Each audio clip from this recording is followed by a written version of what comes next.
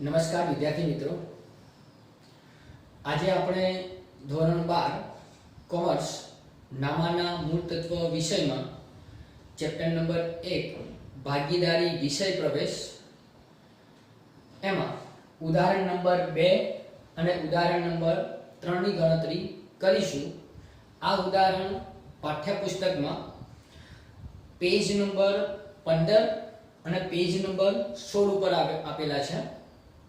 तो उदाहरण की गणतरी करता पहला एनी रकम अपने ध्यान थी वांची लईए। तो रकम कई आवी छे, हंसा, हितेश अने विजय एक पेढ़ीना भागीदारो छे। तेओनी मूडीनुं प्रमाण 3:2:1 छे।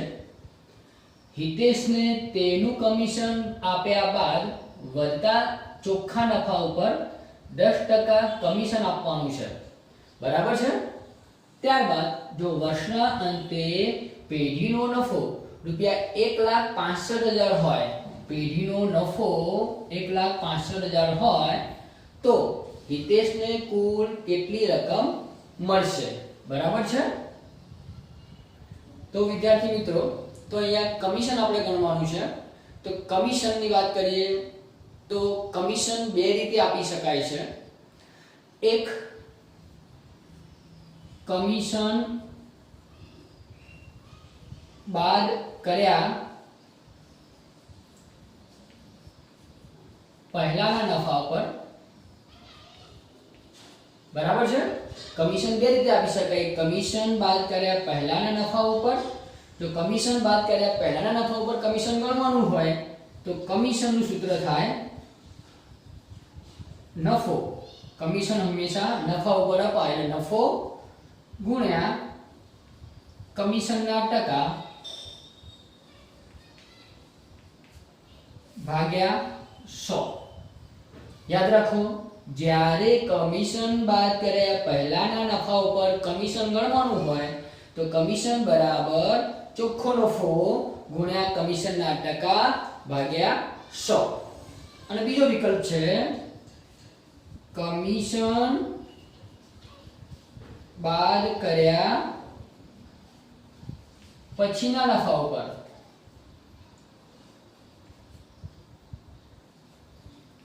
कमीशन गणवानुं होय तो कमीशन नुं सूत्र थाय नफो એટલે કે ચોખ્ખો નફો ગુણ્યા कमीशन ना टका भाग्या 100। जे टका छे एना 100 वत्ता कमीशन ना टका, बराबर है। जुओ त्यारे आ बन्नेमां ख्याल आवी जाय एवो छे। कमीशन बे रीते नक्की करी शकाय छे। एक कमीशन बाद कर्या पहलाना नफा उपर, जो कमीशन शोधवानुं होय तो कमीशन बराबर नफो गुण्या कमीशन ना टका भाग्या 100। बीजी बात करिए, कमीशन बाद कर्या पछीना नफा पर कमीशन शोधवानुं कर्युं होय तो नफो गुण्या कमीशन ना टका भाग्या 100 वत्ता कमीशन ना टका। दाखला तरीके तमने 10% कमीशन कर्युं छे तो अहींया 10 भाग्या 100 आवे। कमीशन बाद कर्या पहेला हो तो 10 भाग्या 100 आवे અને કમિશન બાદ કર્યા પછીના નફા પર તમે કીધું હોય તો 10 ભાગ્યા 100 અને એમાં આ 10% ઉમેરી દેવાય 110 થાય, बराबर है।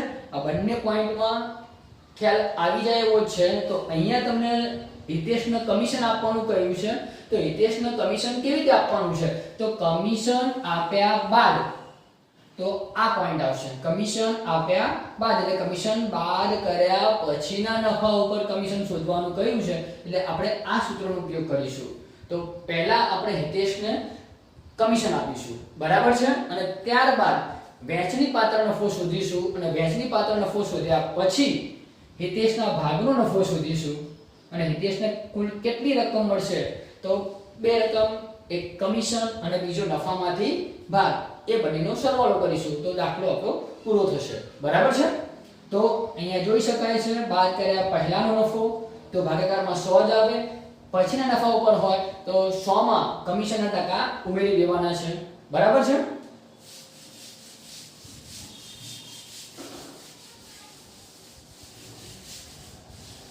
જો વિદ્યાર્થી મિત્રો, તો પહેલા આપણે હિતેશનું કમિશન શોધીશું.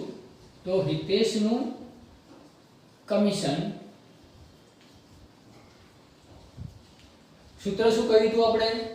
ચોખ્ખો નફો અથવા નફો ગુણ્યા કમિશન ભાગ્યા 100 વત્તા કમિશનના ટકા. તો અહીંયા લખીશું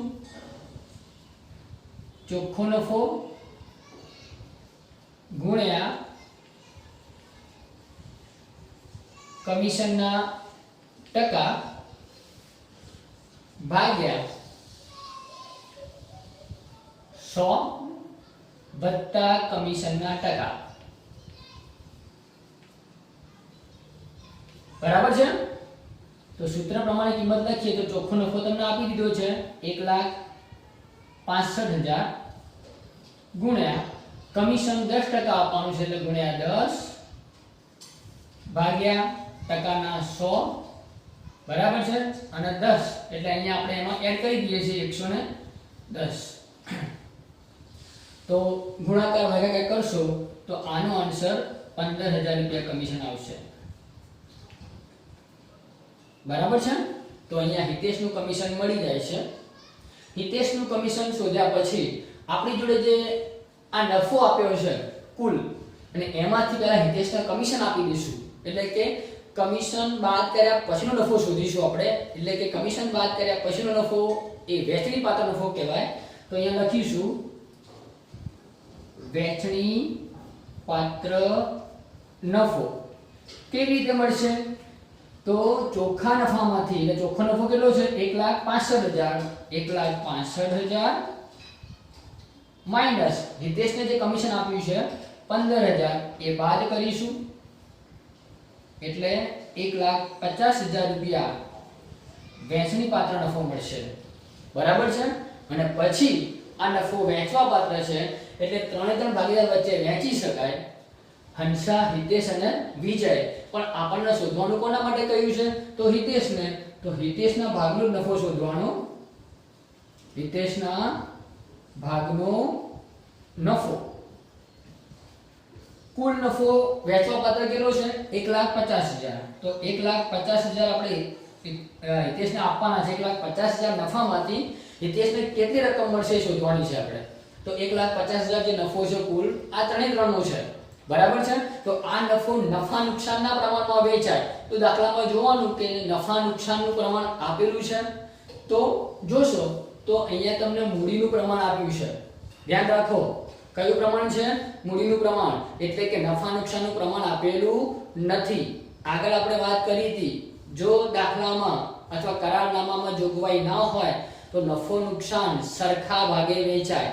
એટલે કે દાખલામાં નફા નુકસાન ફાળવણીનું પ્રમાણ આપેલું ન હોય તો નફો કે નુકસાન સરખા ભાગે વેચાય. સરખા ભાગે એટલે અહીંયા કેટલા જણા છે? તો 1, 2 અને 3. ત્રણે સરખા ભાગે વેચવો હોય નફો તો ભાગે કેટલા કરવા પડે? 3. તો હિતેશના ભાગનો નફો કેટલો મળશે? 50,000 રૂપિયા. બરાબર છે? પછી હિતેશને કુલ કેટલી રકમ મળશે? કુલ કેટલી રકમ મળશે? તો હિતેશને શું મળ્યું? પહેલા કમિશન મળ્યું. પછી શું મળ્યું? તો નફામાંથી ભાગ. તો એ લખી શકાય હિતેશને મળતી કુલ રકમ. તો પહેલા આપણે નફો આપી દઈએ 50,000 અને કમિશન મળે છે 15,000. તો એમ કરીને 65,000 રૂપિયા હિતેશને મળશે. બરાબર છે? વિદ્યાર્થી મિત્રો, આ જે દાખલો છે એ બોર્ડની પરીક્ષામાં 3 ગુણમાં પૂછાય છે. બરાબર છે? આવા જ ઉદાહરણો 3 માર્ક્સમાં બોર્ડની પરીક્ષામાં પૂછાય છે. આવડે એવું જ છે. બરાબર? પહેલા કમિશન શોધવાનું, વહેંચણી પાત્ર નફો શોધ્યો એટલે નફામાંથી કમિશન બાદ કર્યું તો તમને વહેંચણી પાત્ર નફો મળશે. અને પછી જે ભાગીદાર માટે શોધવાનું હોય એના ભાગનો નફો શોધ્યો. બરાબર? અને હિતેશને મળતી કુલ રકમ શોધાઈ ગઈ છે. ખ્યાલ આવે? બરાબર છે? ચાલો હવે ઉદાહરણ નંબર 3 તરફ જઈએ. હવે ઉદાહરણ નંબર 3 ની રકમ કંઈક આવી છે. જયેશ, સુરેશ અને પંકજનું નફા નુકસાનનું પ્રમાણ 6:2:3 બરાબર છે વિદ્યાર્થી મિત્રો. અહીંયા જોયું તું તો અહીંયા મૂડીનું પ્રમાણ આપ્યું હતું એટલે નફા નુકસાનનું પ્રમાણ આપેલું નહોતું એટલે આપણે આ નફો સરખા ભાગે વેચ્યો. જ્યારે અહીંયા નફા નુકસાનનું પ્રમાણ આપેલું છે જોઈ લો. બરાબર છે. મેનેજરને કમિશન બાદ કર્યા પછીના નફા ઉપર 10% લેખે ₹6700 કમિશન મળે છે. એટલે કે મેનેજરને 10% લેખે કમિશનની ગણતરી કરી તો ₹6700 કમિશન મળ્યો છે. તો ત્રણેય ભાગીદારના નફાની વહેંચણી કરો. બરાબર છે. તો અહીંયા ભાગીદારો વચ્ચે નફો વહેંચવાનો છે પણ આપણી પાસે એ નફો છે નહીં. એ નફો એટલે વહેંચણી પાત્ર નફો આપણી પાસે નથી. બરાબર છે. પણ એની જગ્યા પર શું આપ્યું છે આપણને તો 10% લેખે ₹6700 કમિશન મળે છે. બરાબર છે.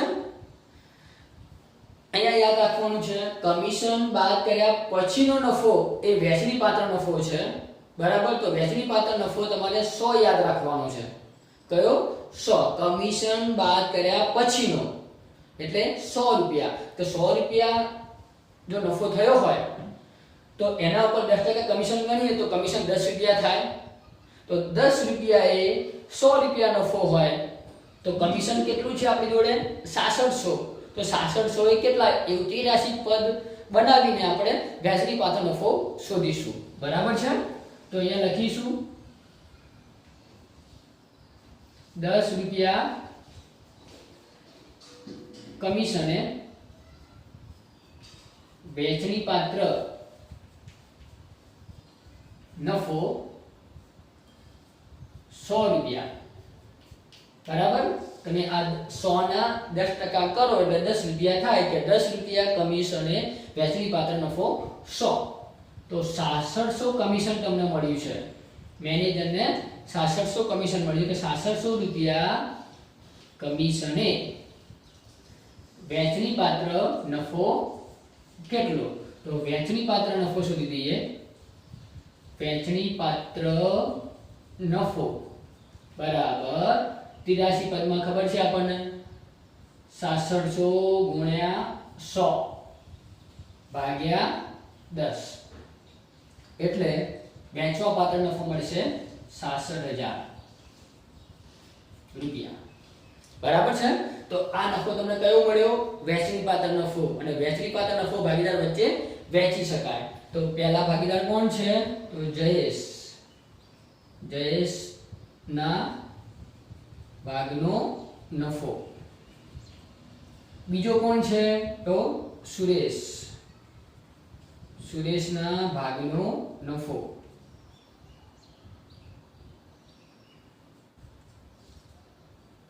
બરાબર. અને ત્રીજા ભાગીદાર કોણ છે પંકજના ભાગનો નફો. તો નફો વેચવાનો છે 66000 ત્રણે ત્રણ વચ્ચે વેચવાનો છે. બરાબર. નફા નુકસાનનું પ્રમાણ પણ તમને આપી દીધું છે. કયું છે તો 6:2:3. બરાબર. એટલે જયેશના ભાગે 6 ભાગ આવે, આના ભાગે 2 આવે, આના ભાગે 3 આવે. કેટલા ભાગમાંથી તો બધાનો સરવાળો તો 6 ને 2 8, 8 ને 3 11 એટલે કે 6/11 ભાગ 2/11 અને 3/11. આમાં ખબર પડી હશે. બરાબર છે. આ બધાનો સરવાળો કર્યો એટલે કે કુલ ભાગ 11 હતો. 11 ભાગમાંથી 6 ભાગનો નફો કોને મળે છે જયેશને. તો આ રીતે કરશો તો 36000 જયેશના ભાગે આવશે. બરાબર છે. 11 6 66 6 દુ 12 12000 નફો સુરેશના ભાગે આવશે. 11 66 6 તરી 18000 નફો પંકજના ભાગે આવશે. બરાબર છે. આ રીતે આપણે ત્રણેય ભાગીદાર વચ્ચે નફાની વહેંચણી કરી. બરાબર છે વિદ્યાર્થી મિત્રો. તો આજે આપણે ઉદાહરણ નંબર 2 અને ઉદાહરણ નંબર 3 ની ગણતરી કરી. બરાબર. તો હવે પછીના વિડિયોમાં આપણે આવા જ કંઈક ઉદાહરણ સાથે મળીશું. ત્યાં સુધી ઘરે રહો, સુરક્ષિત રહો.